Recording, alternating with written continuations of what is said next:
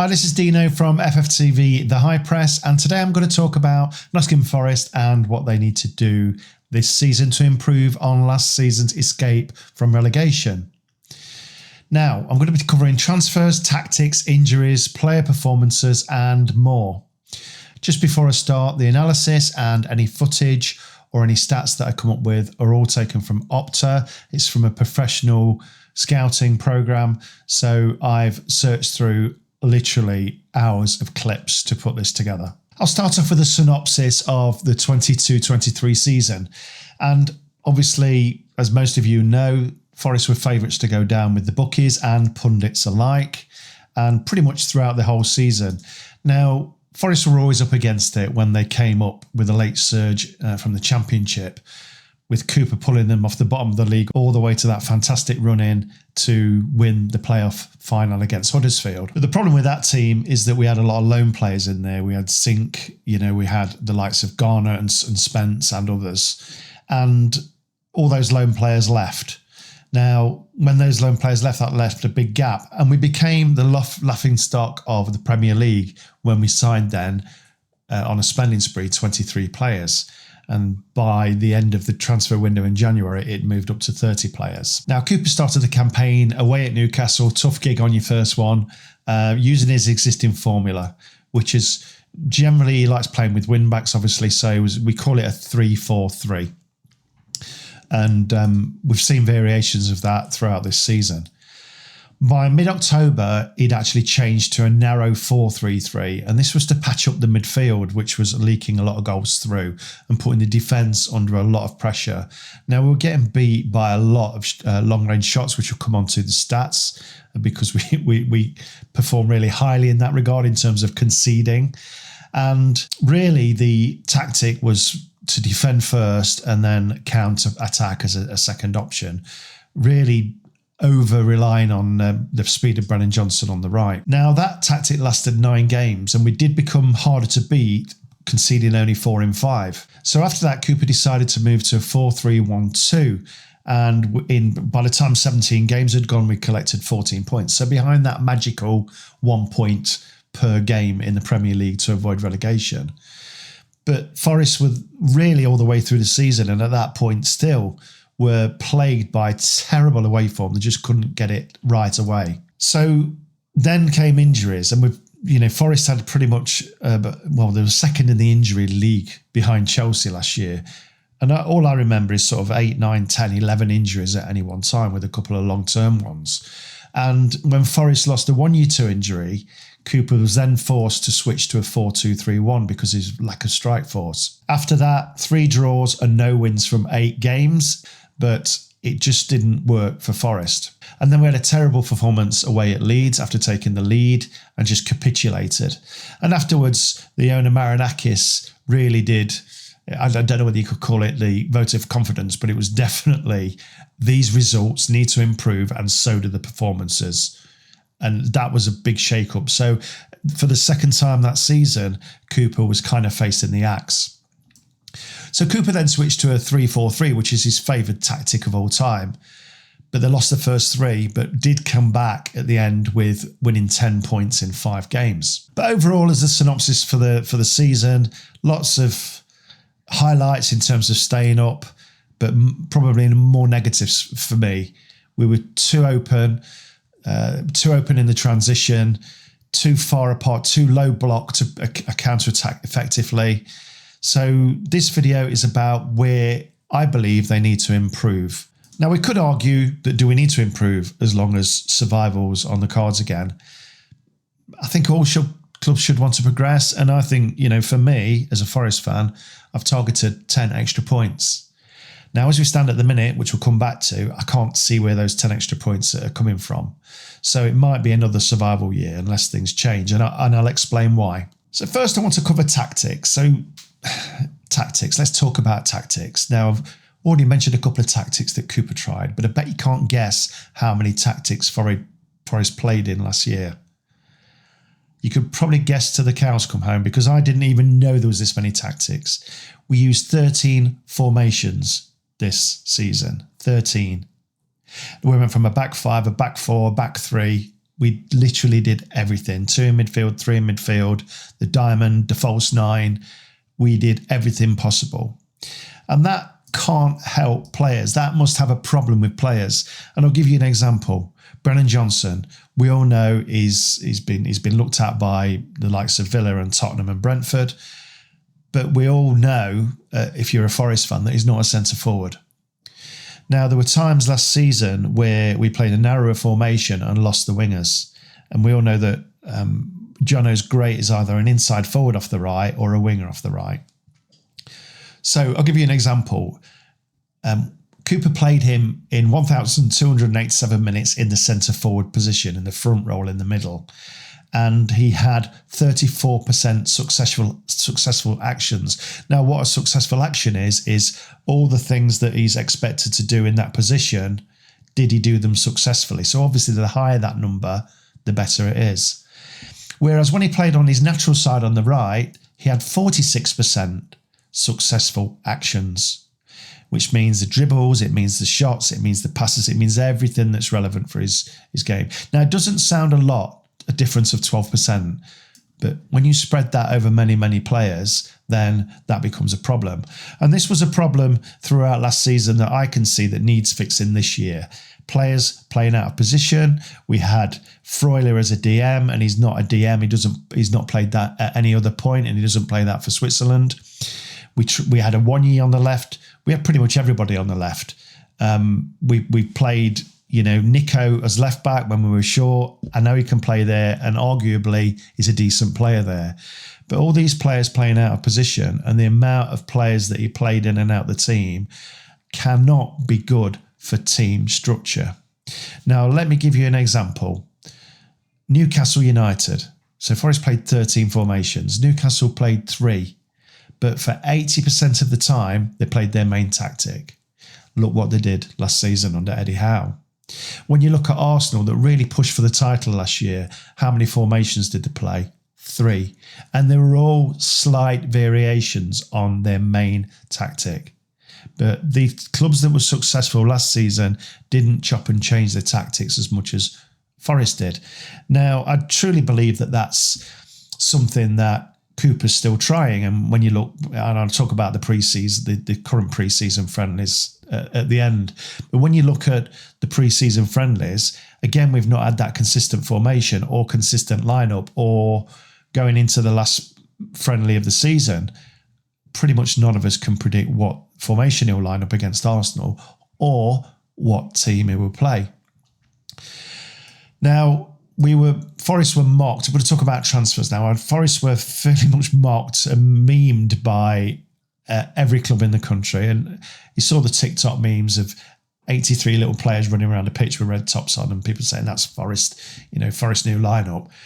Now, that's unfortunate because we had to do a lot of that, but we didn't need to do all of it. In my opinion, we signed too many players, and with 195 million euros spent, because that's what we spent, we didn't get good value out of those players. There was a couple of great finds. Felipe, Danilo, people like that. A Wonyi I would put down there as well. But a lot of them have kind of fell by the wayside. Now, just so you know, that on Transfer Market, this is where you can see players' values. It's the most accurate out there. And that squad was valued at 300 million. But that does include loan players like Hendo and people like that. So we weren't lacking quality. And really, the clubs like Bournemouth, clubs like Brentford can only really dream of spending that sort of money, yet they still outperformed us on the pitch. We've no striker cover of any, how could I put it, of any standard, Premier League standard. So when Awonyi was injured, it was very difficult to cover. And there were times when Awonyi was playing on the left, we were playing with a false 9. So there's been kind of problems all over the pitch. Now, I've already mentioned that something that's needed for next season is consistency. I've mentioned Arsenal, I've mentioned Newcastle playing those similar formations. And if I'll give you some statistics now that will hopefully show you why it was such a mess last year. Now, if we look at Nottingham Forest versus all rest of the opposition teams as an average. So what I've taken the Opta stats as Forest against all the rest of the 19 teams in the Premier League as an average. So on goals, Forest were 1 goal versus 1.79 goals for the opposition.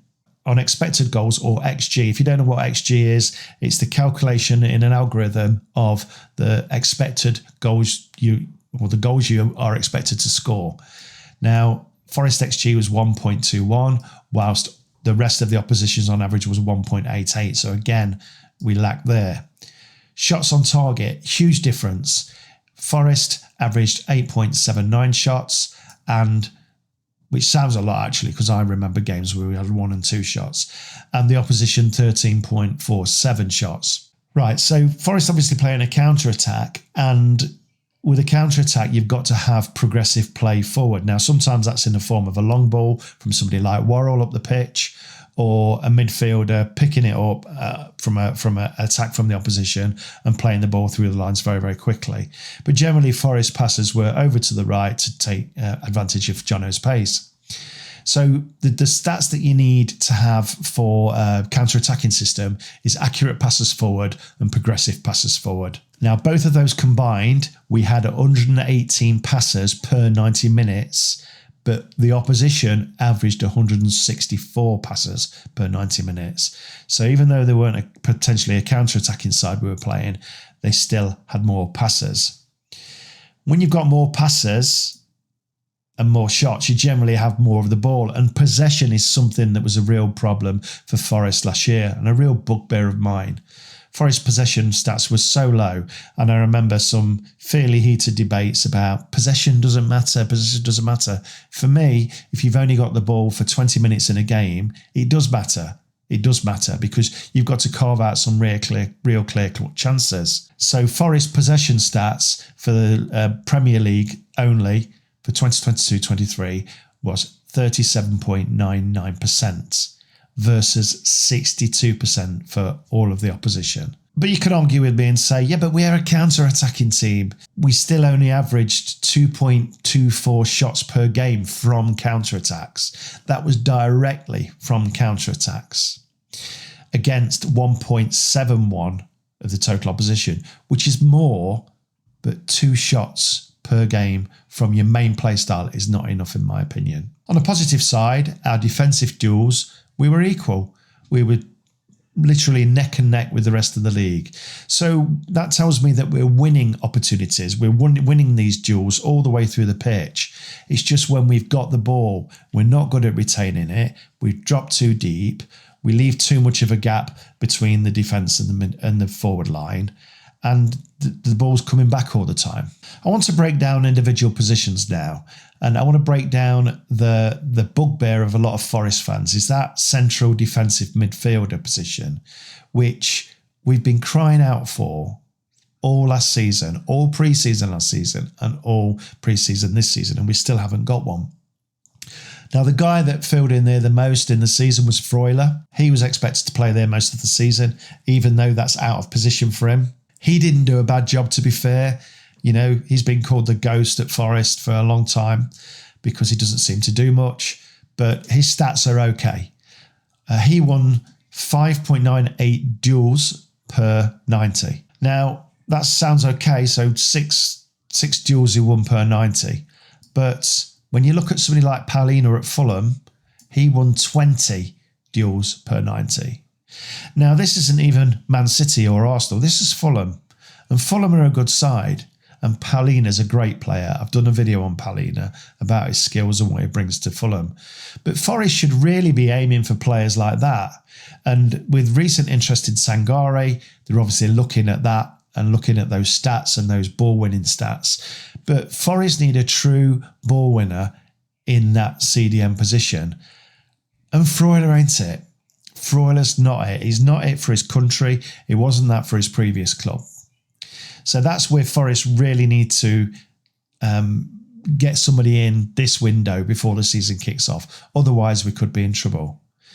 Now, if you look at the likes of Arsenal, they've got Partey and they've got Rice. And both of them have great stats. And they were even sniffing around and still sniffing around likes of Caicedo and Lavia. Now, all of those four that I've mentioned are 10 times better than Freuler, with all due respect to Freuler, in that CDM position.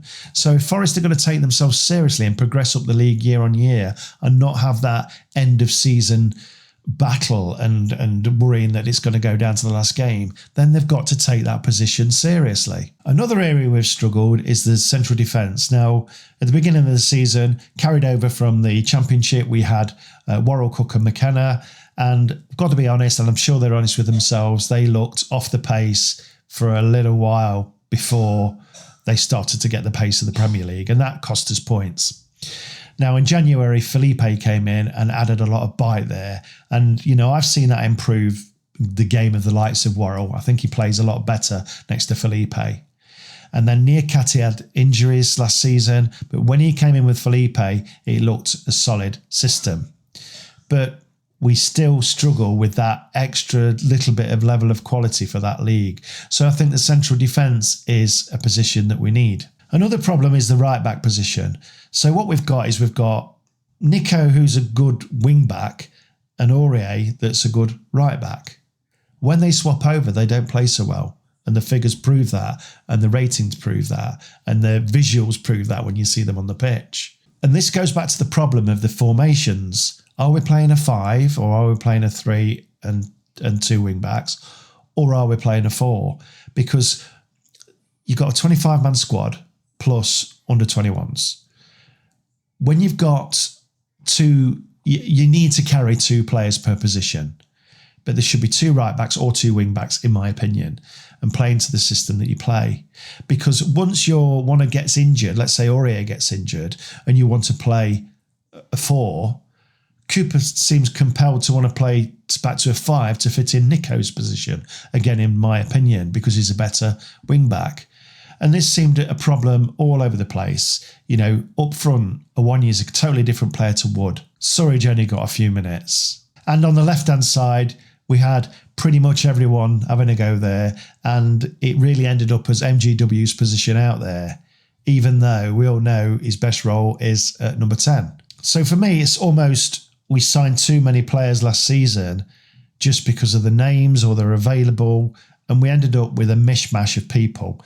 And if you're signing 30 players and not signing a CDM, I'm sorry, that is poor management for me. And if you're signing 30 players and not signing a proper left winger, or signing one in Dennis and not giving him a chance, then I'm sorry, that's not good enough. But you do need that level of when somebody comes in, it's the next man in, as they always say at Forest. When somebody drops out, the next person drops in. Well, that's not the case. People have been dropping in and dropping into weird positions. Injuries was another thing that blighted Forest's season. Biancone and Omar Richards were the 2 craziest injuries that I've ever seen since the age of 7 when I've been watching football. Now, Biancone is a weird one because 6 months ago, I'm sure I saw him hammering it in the gym and his knees were pumping, you know, leg extensions and things like that. And we've only just seen him today in the friendly when I'm recording this, come on for the last 10 minutes. So it's a bit of a weird one. Omar Richards, nobody's seen play at Forest. Well, how did he even get in the club? How did he pass a medical? I just don't know.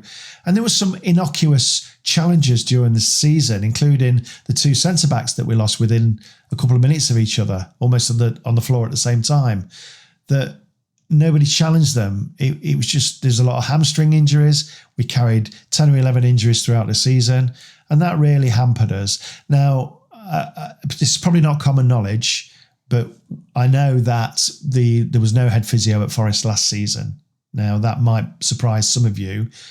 Some of you might know it, but there was no head physio at Forest last season, which they've now rectified in the close season.